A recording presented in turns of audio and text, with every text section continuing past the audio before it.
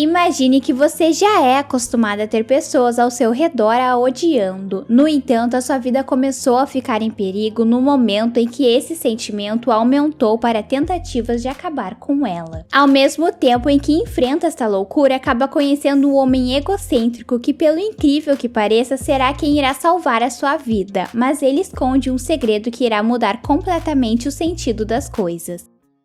A história inicia com a gente conhecendo Gu-won, que na verdade é o diabo que atua no planeta há 200 anos nessa área. Ele passou este tempo fechando contratos com humanos desesperados e solitários, concedendo desejos deles por 10 anos em troca de quando esse prazo acabasse, que estes humanos fossem para um lugar pior que o inferno, podemos dizer como uma venda de almas. Na próxima cena conhecemos a nossa protagonista. Ela é uma CEO que está ganhando grande destaque, crescendo cada vez mais neste meio, criando muitos inimigos e inveja das pessoas ao seu redor. A Madame Ju é como uma mãe para Do-hee e está a todo custo marcando encontros para a mulher encontrar um homem que queira se casar logo, em troca de fazer exames para cuidar da sua saúde. Como nenhuma das duas gostam do que estou fazendo, esses termos se tornaram justos. Então a protagonista está a caminho de um encontro que pretende ficar no máximo 30 minutos e a Madame Ju fazendo uma bateria de exames ao mesmo tempo. Voltando um pouco antes do encontro, vemos Gu-won indo cobrar um dos contratos que venceram e o homem não quer ir como havia combinado com o diabo, contudo não há como fazer um novo contrato ou algo assim. Dessa maneira, no fim o homem acaba perdendo a sua vida e um dos guardas dele notou que Gu-won poderia ter sido responsável. Agora voltando à protagonista, ela chega no restaurante marcado e na porta já recebe um aviso do funcionário de que um homem reservou o lugar só para ele. Sendo assim, Do-hee começa a pensar que isso aconteceu por causa de ser o seu aniversário e explicou que está ali para se encontrar com um homem. A mulher é levada até a mesa deste homem que não é ninguém menos do que Gu-won. Apesar de achar ele egocêntrico, a protagonista não pode negar que o homem é um gato e para cumprir com a sua parte do acordo, coloque seu celular para despertar daqui a 30 minutos. Durante a conversa dos dois que não se suportam, Gu-won entende que Do-hee foi mandada por Deus, pois certo momento a mulher disse que alguém lá de cima ordenou que ela fosse no encontro, e que não podia ir contra as palavras da Toda-Poderosa, que é o apelido que a Madame Ju ganhou da protagonista. Dito isso, Gu-won e ela trocam seus cartões com os seus dados, pois o homem ficou interessado em saber quem é essa mulher. Dessa maneira, Do-hee descobre que ele é dono de uma fundação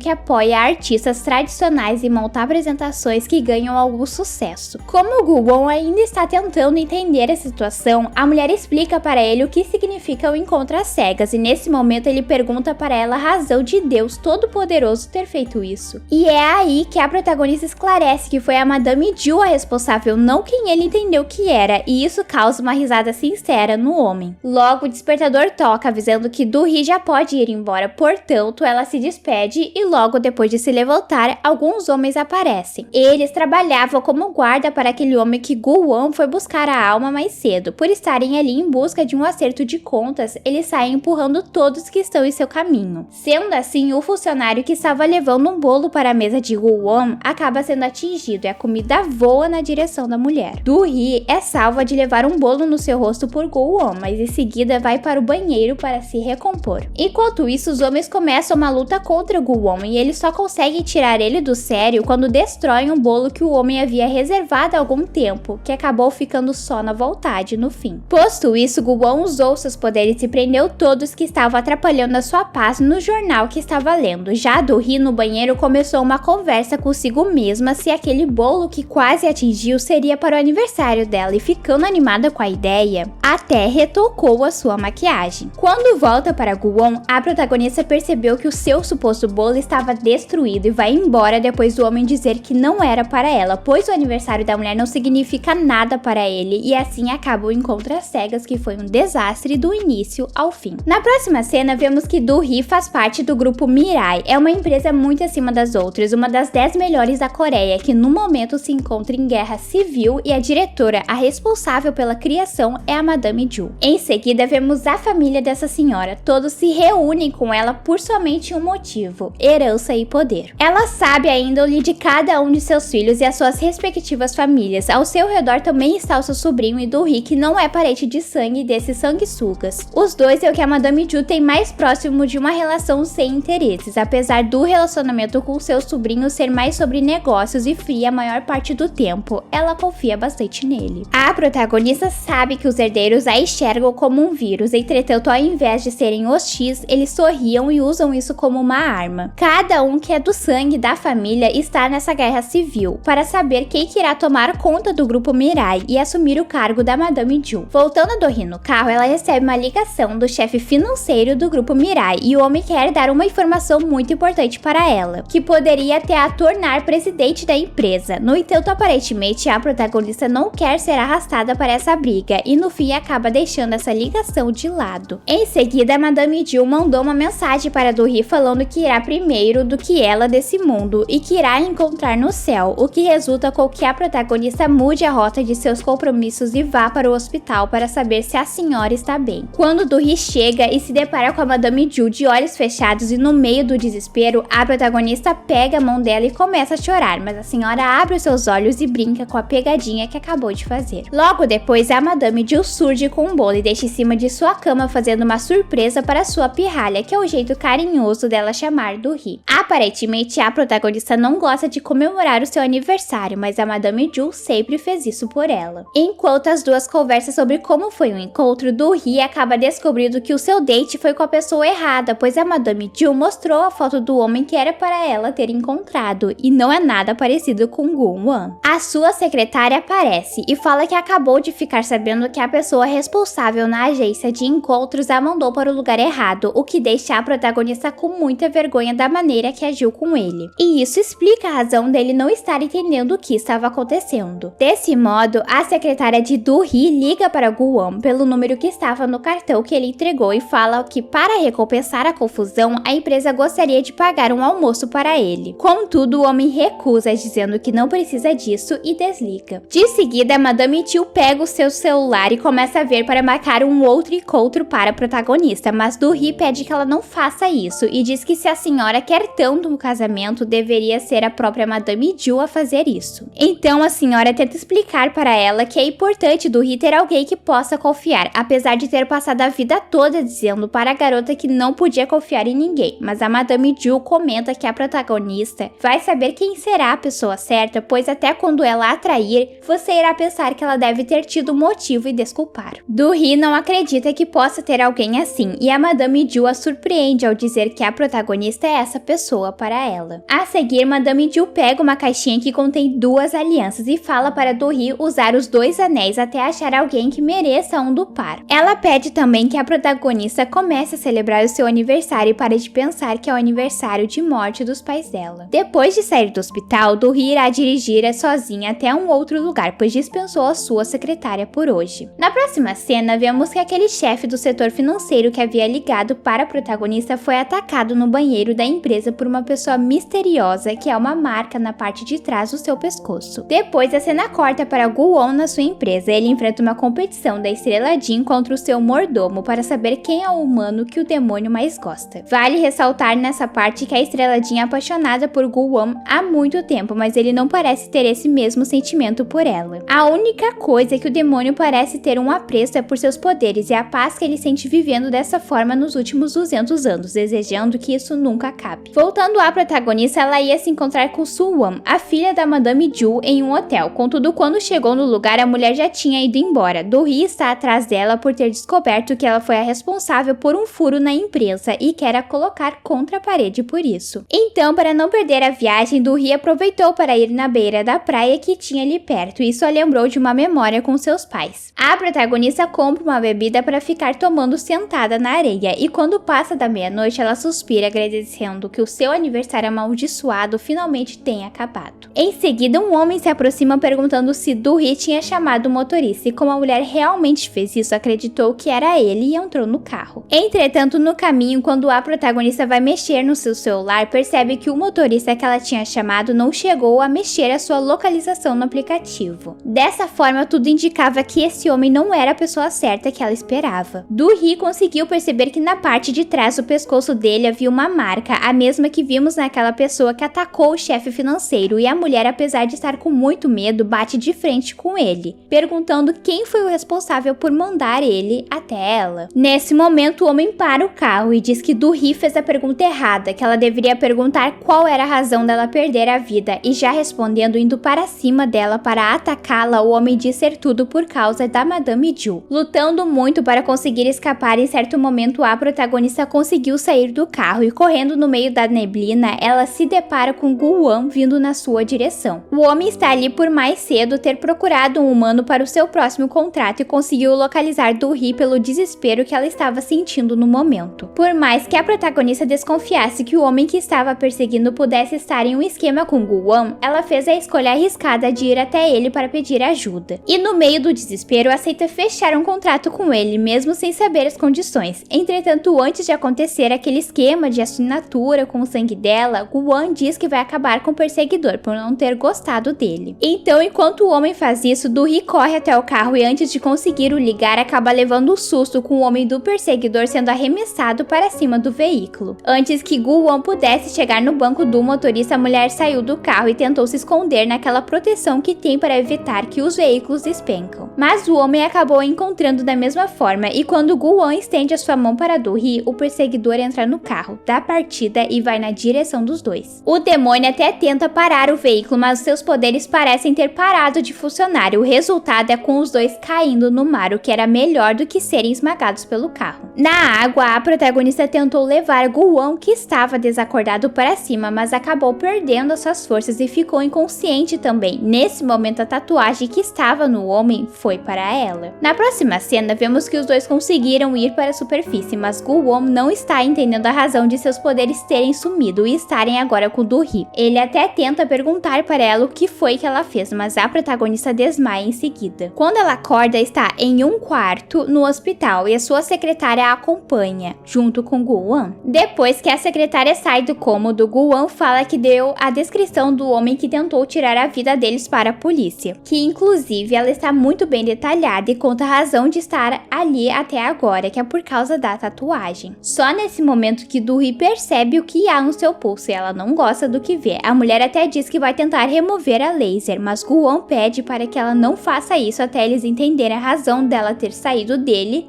E como a protagonista está muito confusa sobre isso, fala que vai dar um tapa no rosto do homem se ele não a soltar. Nesse momento descobrimos que Gu-won continua com seus poderes, entretanto ele só consegue usá-los se estiver segurando o punho de Du-hee. Depois de acordar com a protagonista que ela não irá fazer nada contra sua tatuagem, Gu-won vai para sua fundação e lá pega o seu mordomo lendo o Manual dos Demônios, o que é engraçado, pois o livro estava em um cofre. Enfim, o mordomo descobriu que caso os contratos não sejam cumpridos e algumas outras coisas, o corpo de Gu-won pode começar a entrar em combustão, e esse será em breve um problema do homem. O mordomo se deu conta também que o seu chefe está sem os seus poderes, e apesar de estarem enfrentando esse problema no momento, Gu-won pede para ele investigar Du-hee. Mais tarde, Gu-won vai coletar um de seus contratos que acabavam nesse dia. No entanto, as coisas não acabam saindo muito bem sem os seus poderes para o ajudar, e o homem precisa escapar do lugar antes de levar uma surra dos alunos da academia de luta profissional.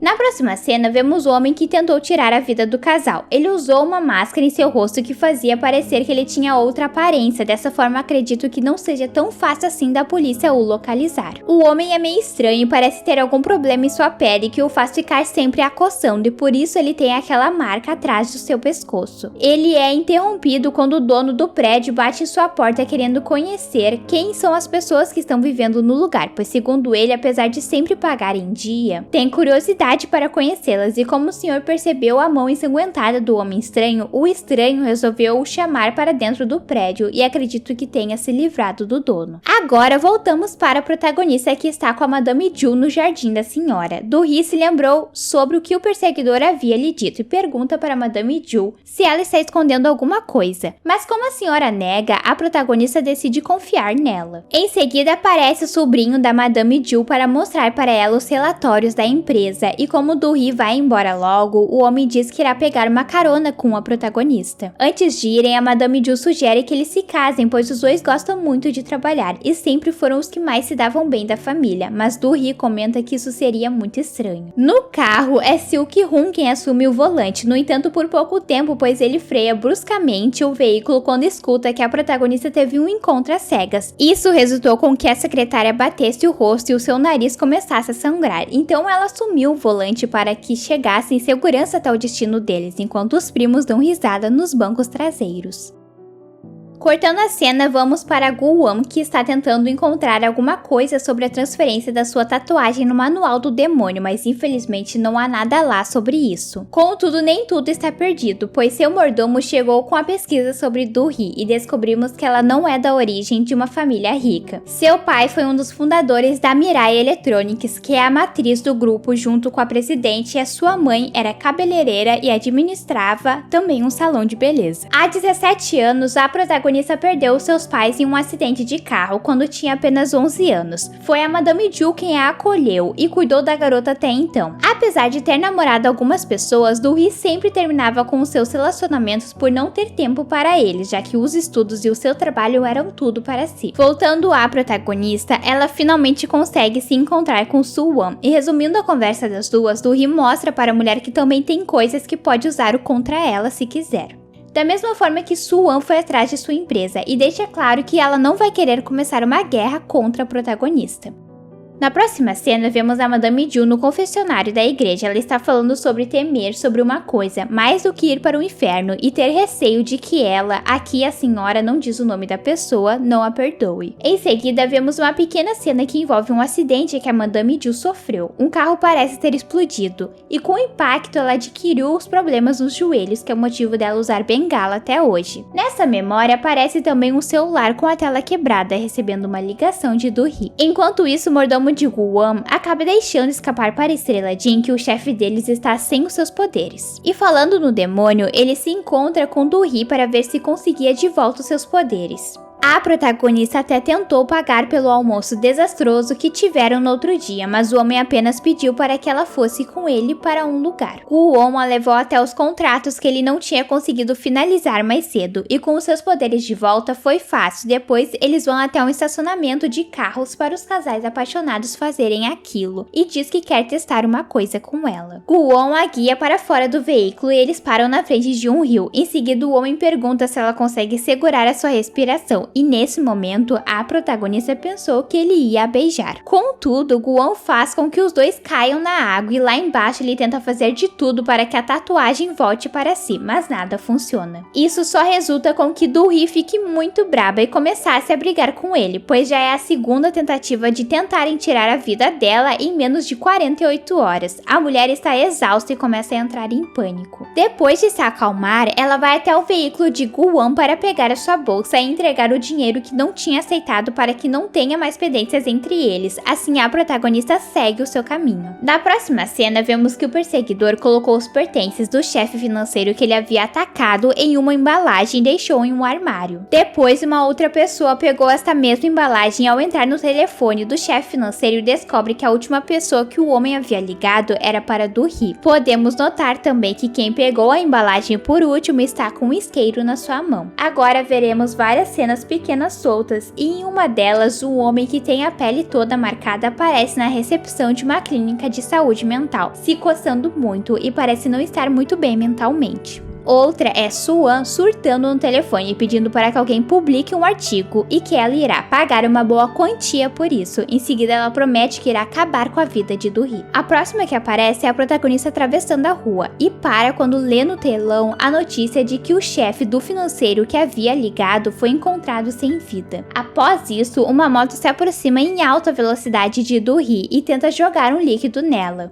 Mas por sorte, Gu-won apareceu nesse momento e a protegeu, fazendo com que o atingido fosse ele. As roupas do homem começaram a se dissolver e a pele dele logo será queimada se o ácido sulfúrico atingir ela. Entretanto, nesse momento, o homem usa os seus poderes segurando no pulso da protagonista, e é aí que ela percebe que ele não é um homem comum. Então Gu-won diz ser um demônio, o que para nós seria o diabo. Mais tarde, eles vão para a delegacia, onde o detetive faz perguntas para Do-hee sobre se ela teria alguém que esteja tentando tirar a vida dela, e apesar de 90% das pessoas ao seu redor serem suspeitas, a mulher diz que não. Enquanto isso, Guan espera do lado de fora da sala do interrogatório e acaba se deparando com uma mulher que mora nas ruas que foi levada até a delegacia. Essa pessoa chega para ele e diz que o homem é efêmero no momento, mas que logo irá perder a sua vida e será um acontecimento terrível. No entanto, Guan não deu muita atenção para as palavras da mulher e sai do lugar sentindo desprezo por ela. Quando o homem está no carro com a protagonista, ela meio que consegue entender o que ele é e o que faz, então resolve usar isso a seu favor. Como Guan precisa dela para usar os seus poderes e Do-hee está com a sua vida em risco, ele pode ficar sempre ao seu lado e eles fingirem que o homem é o seu guarda-costas, contudo o demônio não aceita. Para ele é uma ofensa dirigir os seus poderes para proteger uma simples humana. Sendo assim, não há muito que a protagonista possa fazer. Mas ainda bem que Guan a levou em casa, pois o perseguidor estava esperando a mulher no estacionamento e só não agiu por o homem estar junto, o que resulta com que ele surte em seu esconderijo por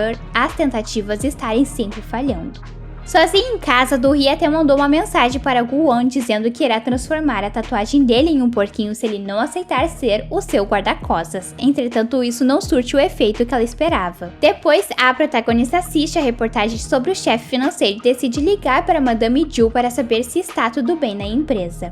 A mulher até comenta sobre a ligação que havia recebido do homem e a senhora desliga depois de afirmar que não está acontecendo nada para Do-hee. Mas na sua casa, a Madame Ju pede um resumo financeiro da matriz e as subsidiárias para sua secretária, junto com a matéria sobre o chefe financeiro, e passa a noite investigando os documentos. Quando o dia começa a amanhecer, a senhora solta a frase de que não acredita que ainda não havia percebido alguma coisa que está acontecendo, e nós, telespectadores, sofremos com o mistério. Na próxima cena, vemos que o corpo de Guan começou com um processo de combustão espontânea. Dessa maneira, o homem se obriga a ir até o encontro da protagonista e aceitar a proposta dela de ser o seu guarda-costas. Assim, ele poderá usar seus poderes para fechar mais contratos e parar o processo da combustão.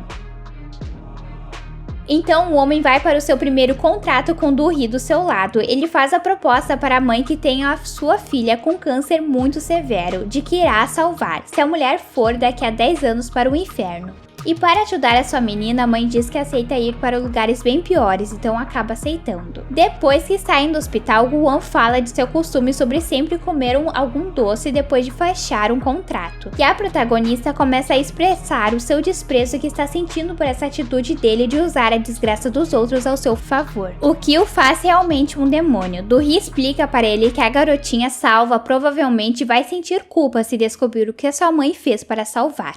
Entretanto, Guan não se importa com isso e, como a protagonista não concorda com os meios dele se manter vivo, diz que não vai mais o usar como guarda-costas. Enquanto isso, a Madame Ju recebe uma pessoa em sua casa a qual não conseguimos ver o rosto, e a mulher fala para esse ser que, além de fazer um trabalho sujo, ainda tirou a vida de outro ser humano, por isso deveria pagar pelos seus pecados. Voltando ao Guan, ele ficou pensando no que a protagonista havia dito sobre a menina sentir culpa caso o descobrisse, então decide voltar no hospital e perguntar para ela qual que era o desejo que ela queria que se realizasse. A resposta da menina foi que seus pais não sofressem mais por sua causa. Após essas palavras, algo começa a mudar dentro do demônio. A protagonista também acaba reencontrando a família em um restaurante. Eles foram lá para comemorar o aniversário de 10 anos da pequena, e toda essa situação emociona Do-hee. Depois, quando a protagonista está de volta na empresa, ao descer do carro, se depara com Guan e descobrimos que ele foi readmitido como guarda-costas. Mais tarde, vemos os dois juntos e Do-hee faz perguntas para o homem para saber como ele virou um demônio. Então ficamos sabendo que um dia ele já foi um humano, há 200 anos, mas Guan não carrega a memória dessa época. O livro, que é um manual sobre o demônio, diz que Deus precisava de alguém para trabalhar no inferno, e para isso um humano foi escolhido, que no caso foi Guan. A conversa é interrompida quando a protagonista recebe uma mensagem da Madame Ju, que fala que acabou para ela e que ama Do-hee.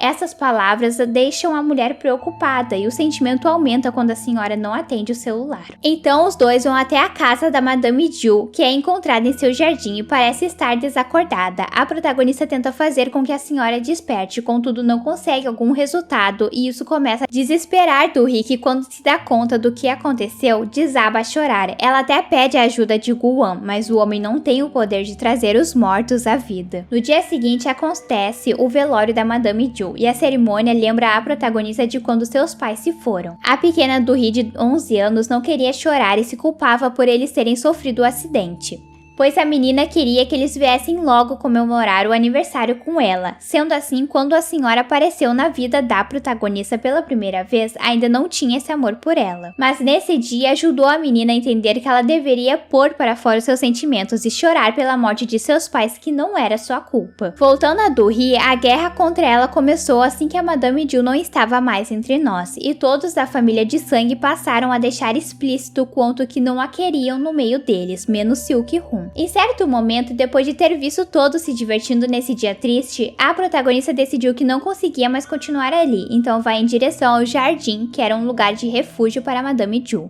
Enquanto isso, o homem que está a perseguindo também se encontra no local, mas nessa situação Do-hee não consegue perceber isso. A paz da protagonista no jardim é interrompida quando o filho de Silk-min entra no lugar para fumar, e Do-hee avisa para ele que a Madame Jill não gostaria que ele infestasse as suas flores com a fumaça que iria produzir. Contudo, Do-kyung responde que a sua avó morreu e tudo agora passará a ser de seu pai. Dessa maneira, ele pode fazer o que bem quiser, até substituir o cheiro de velha que a senhora deixou. E abrindo um parênteses, se a gente for reparar, ele tá com um isqueiro igual daquele homem que pegou a embalagem com as coisas do chefe financeiro na mão. Mas a nossa protagonista não deita para esse ser mimado. Ela insiste em dizer que a Madame Jill não gostaria e ele a tira do controle, quando responde que hoje é um dia bom. Após isso, Do-hee tira o cigarro da boca de Do-gyeon e fala que não vai deixar que ele faça isso. O homem não parecia ter problemas em fazer algo contra a protagonista, mas antes que pensasse em algo, Guan se aproxima dos dois e em seguida o mimado se retira. Guan e Do-hee dividem um bom vinho. Dessa maneira, a protagonista começa a conversar com ele sobre a Madame Jill. Ela conta que a senhora ia para a estufa, pois o lugar a protegia da crueldade que ela mesma cometia, e que a Madame Jill sabia que os seus filhos ficariam felizes com a sua partida, por isso sempre foi rabugenta com eles e se manteve sozinha. Do-hee queria ter tido a oportunidade para se despedir e Guan concede esse pequeno desejo para ela, pois segundo o homem, usamos preto nos enterros para que o espírito do falecido não reconheça as pessoas queridas e siga para a luz. Mas para a protagonista ficar um pouco em paz, ele muda a cor da roupa dela para branco e a deixa sozinha. Não muito tempo depois, uma borboleta aparece e pousa no dedo da protagonista. Mais tarde, vemos que o detetive reuniu todos para falar que a Madame Jill usou um analgésico que era alérgica. Dessa maneira, ele pergunta se de repente ela não tinha inimigos que pudessem ter trocado o medicamento dela, já que o rótulo do frasco dizia outro remédio. Contudo, os únicos que sabiam do perigo da medicação caso ela tomasse eram os que estavam naquela sala e o médico dela, o que os torna suspeitos. Apesar disso, os filhos legítimos da senhora decidem que não irão divulgar a verdadeira causa da morte da mãe para a imprensa, e isso começa a perturbar Do-hee, pois a protagonista começa a ligar os pontos de que a auditoria teria sido dispensada mais cedo, a morte do chefe financeiro e que quem fez isso com a Madame Jill não queria que algo fosse investigado. De alguma maneira, tudo estava conectado. Do-hee só não sabia a razão ainda. A protagonista toma a decisão de anunciar na frente de todos que a Madame Jill foi vítima de um crime, o que a tornou mais odiada ainda pelos filhos da senhora, e o filho mais velho, Silk-min, manda que a segurança tire Do-hee do lugar. Entretanto, o advogado que estava prestes a ler o testamento diz que uma das condições para o anúncio do que estava escrito era de que a protagonista estivesse presente, sendo assim, Do-hee permanece. E o que o homem leu choca a todos, mas principalmente os filhos de Madame Jill, pois ela deixou tudo, incluindo a presidência da empresa, para a protagonista, mas havia uma condição: ela teria o prazo de 1 ano para se casar, caso contrário os direitos iriam passar para Silk-min. Como a senhora já sabia o alvoroço que isso ocasionaria, ela deixou uma carta escrita para cada um de seus herdeiros explicando seus motivos. A protagonista em seguida já começa a ser pressionada a não casar por aqueles que sempre a trataram mal, então como resposta ela diz que o único meio de a impedir é tirando a sua vida. Decidida por um fim na guerra que mal começou, Do-hee pega uma das alianças que carrega em seus dedos e oferece para Guan, o pedindo em casamento. O que vocês acharam desses episódios? Espero que tenham gostado do resumo, deixem as suas sugestões nos comentários e se inscrevam. Se gostaram do vídeo, curtam e compartilhem para me ajudar. Até a próxima!